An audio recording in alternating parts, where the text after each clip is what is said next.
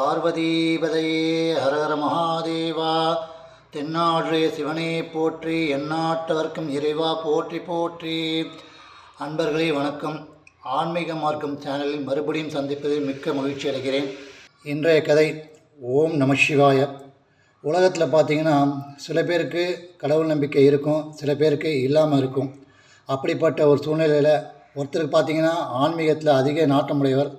அவர் எந்நாளுமே தென்னாடுடைய சிவனை போற்றி, எந்நாட்டவர்க்கும் இறைவா போற்றி, ஓம் நம சிவாய ஓம் நம சிவாய இந்த ஒரு நாமத்தையே பஞ்சாட்சத்தை எப்பயுமே சொல்லியிருப்பார். அப்படிப்பட்டவரும் அதே மாதிரி இன்னொரு எதிர்மறை உள்ளவர், சிவனை நினைத்தார் யார் கேட்டால், சிவனை நினைச்சவங்களாம் கெட்டு போயிடுவாங்க, சிவனை நினைச்சவங்களாம் கெட்டு போயிடுவாங்கன்னாரு. இந்த சூழ்நிலை பார்த்திங்கன்னா அவங்க ரெண்டு பேருக்கும் இறப்புக்கான காலம் நெருங்கிடுச்சு. அந்த சூழ்நிலையில் சிவபெருமான்கிட்ட அவங்களோட காலக்கெடு முடிஞ்சிடுச்சின்னு சொல்லிட்டு யமதர்மன் போய் கேட்குறாரு.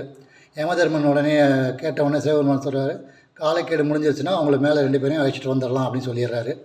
அப்படி சூழ்நிலை என்ன பார்த்தீங்கன்னா, அப்படி ஒரு சூழ்நிலை என்ன நடந்து பார்த்திங்கன்னா, யமதர்மன் கீழே ஒத்து வந்துடுறாரு. அந்த ரெண்டு பேரும் சந்திக்கிறாரு.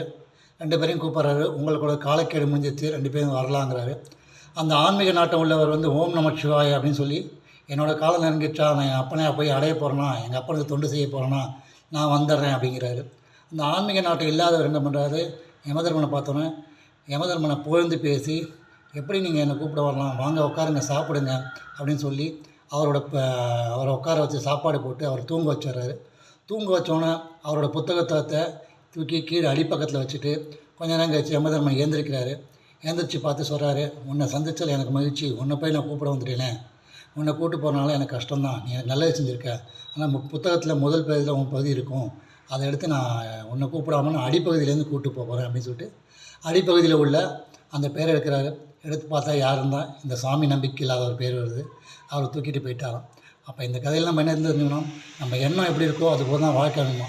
நம்ம எண்ணம் எப்படி இருக்கணும், நல்ல எண்ணமாக இருக்கும். நல்ல இல்லாட்டினாவும் இது மாதிரிடும். எண்ணம் போல் வாழ்க்கைன்னு அப்படி சொல்கிறாங்க. இதை வச்சு தான் சொல்லியிருக்காங்க. ஓம் நம சிவாய.